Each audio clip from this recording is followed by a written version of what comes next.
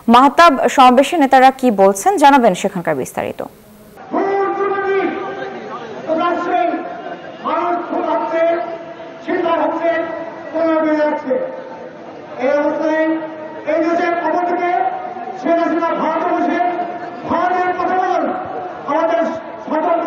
কুষ্টিয়ার যে জনসভা সেটি দুপুর 2টায় শুরু হওয়ার কথা থাকলেও কিন্তু 1 ঘন্টা দেরিতে সেই জনসভাটি শুরু হয়েছে। এই জনসভাতে প্রধান অতিথি হিসেবে যিনি উপস্থিত রয়েছেন বিএনপি চেয়ারপারসনের উপদেষ্টা কাউন্সিলের সদস্য ও রাজশাহী সিটি কর্পোরেশনের সাবেক মেয়র মিজানুর রহমান মিনু।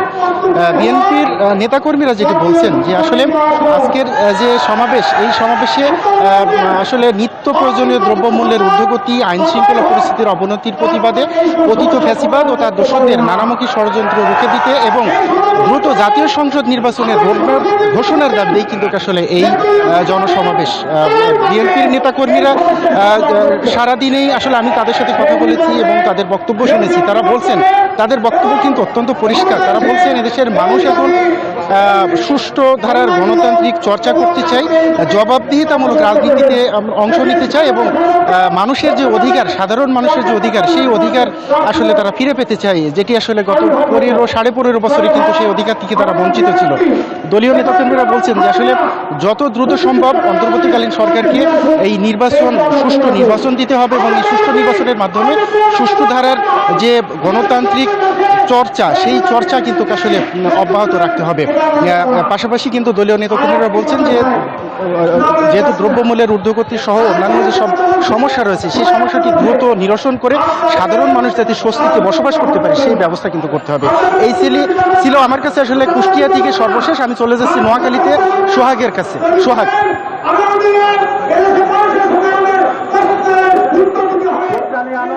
কেন্দ্রীয় কমিটির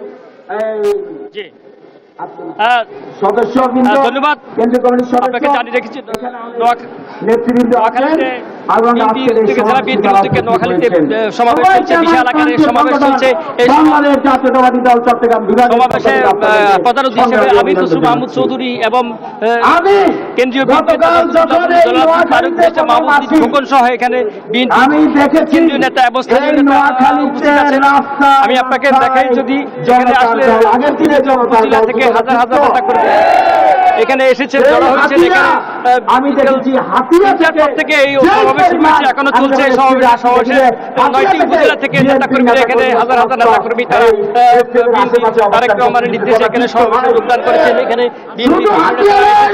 এখন সমাবেশ কেন্দ্রীয় নেতারা বলছে আছেন, এখনো বক্তব্য দেননি।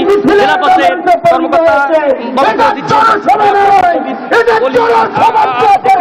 মঞ্চে প্রধান অতিথি আমির খসরু মাহমুদ এবং বরকতুল ফারুক সহ এখানে কেন্দ্রীয় নেতৃবৃন্দ এখানে উপস্থিত আছেন। আমি আপনাকে দেখাতে চাই যে পিছনের যে সমাবেশ চলছে, স্থানীয় প্রতিনিধি এবং কেন্দ্রীয় নেতা বক্তব্য রাখছেন। আসলে সবের মধ্যে দিয়ে এইভাবে গত 15 থেকে 16 বছর বিশাল সমাবেশ আয়োজন করেন। এই সমাবেশ